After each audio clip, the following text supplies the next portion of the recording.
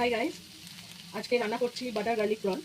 আমি আমার মতো করে রান্না করছি, আমি কোনো এক্সপার্ট শেফ এসব কিছু নই। আমি ঘরে যেরকম করে করি ঘরোয়াভাবে রান্না করছি। আর ব্লগিংয়ের অত আমার আইডিয়াও নেই, তাই মানে মাথাতেই ছিল না যে ব্লগ করবো বা কিছু করবো। হঠাৎ করে মনে হলো সবার সাথে শেয়ার করি একটা ভিডিও করে।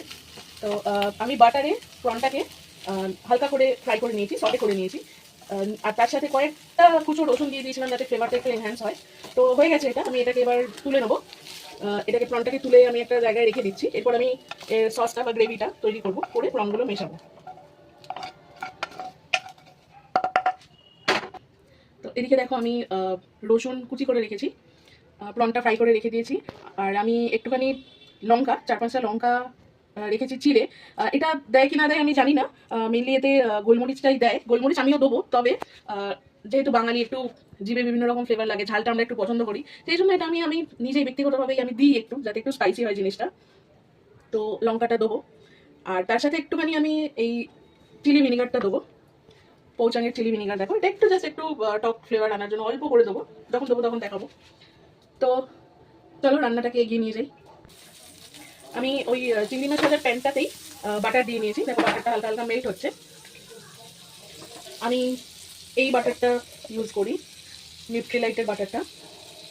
বাটারটা বেশ ভালো, আমরা ট্রাই করতে পারো।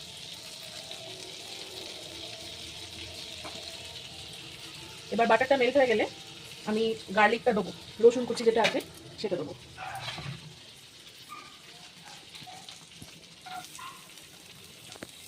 বাটারটা খুব বেশি মানে মেল্ট মানে পোড়ালাম না আর কি, ফ্লেভারটা ভালো লাগবে না। হালকা হালকা বাটারটা গরম হয়ে গেছে, মেল্ট হয়ে গেছে, তখনই গার্লিকটা দিয়ে দিলাম। খুব গরম হয়ে গেলে আবার গার্লিকটা দিতেই পুড়ে যেত। গার্লিকটা একটু ফ্লেভারটা বেরোবে, একটু এর মধ্যে সটে করবো। আমি আমার মতন করে করছি, এর আগেও বানিয়েছিলাম, বেশ ভালোই খেতে হয়েছিল। আমি আশা করি না, আই এম শিওর যে তোমরা যারা রান্না বান্না ভালো করতে পারো তাদের কাছে এর থেকে বেটার রেসিপি নিশ্চয়ই থাকবে বাটার গার্লিক প্রনের। তো আমাকে কমেন্টে জানিও কিরকম করে এটা মানে অথেন্টিক রান্নাটা কিভাবে হয়। আমি তো আমার মতন করে করছি।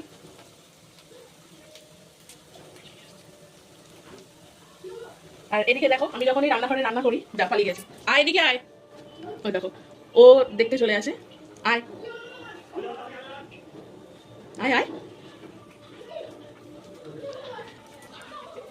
ওর খাবারটা ওখানে ঠান্ডা হচ্ছে, তো ওর খিদে পেয়েছে, ওর খাবার সময় হয়েছে, খেতে দেওয়া হবে এবার। ওর খাবার বেড়ে অলরেডি ঠান্ডা করতে দেওয়া হয়ে গেছে, ওই জন্য ও বারবার আসছে যাতে তাড়াতাড়ি করে ওকে দেওয়া হয়। দেখো এটাও ডেলি রুটিন, ও আমি যখনই রান্না করি ও হয় এখানে দাঁড়িয়ে থাকে, নয় রান্নাঘরের বাইরে ও বসে থাকে। একটু সময় নিয়ে গার্লিকটাকে সটে করছি ফ্লেভারটা বার করার জন্য। রসুনটা একটু ফ্রাই করে নিয়েছি, এবার আমি লঙ্কাটা দিয়ে দিলাম।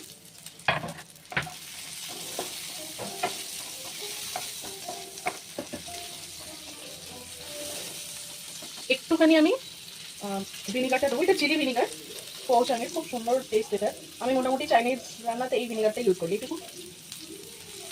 এটা জাস্ট হালকা একটা ফ্লেভার নিয়ে আসবে, কোনো মানে ভিনিগারটা দেওয়াতে এত সুন্দর একটা গন্ধ এলো, মানে গন্ধটা তো তোমাদের সাথে শেয়ার করতে পারবো না, বাট খুব ভালো লাগলো, মনে হলো কোনো চাইনিজ দোকানে দাঁড়িয়ে আছি।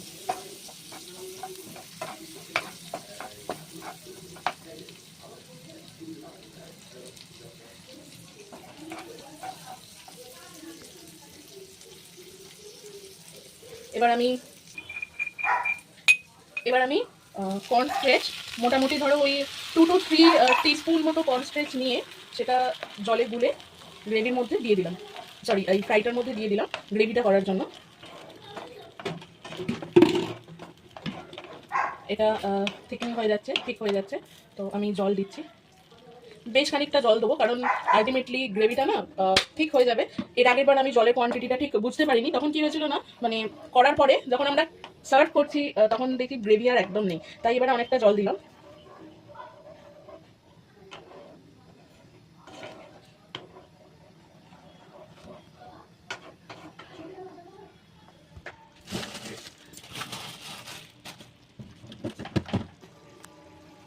ইতিমধ্যে এর মধ্যে আমি গোলমরিচ একটু ক্রাশ করে, একদম ফাইনলি গুঁড়ো করিনি, হালকা করে ক্রাশ করে দিয়ে দিয়েছি। এবার গ্রেভিটা ফুটে উঠেছে,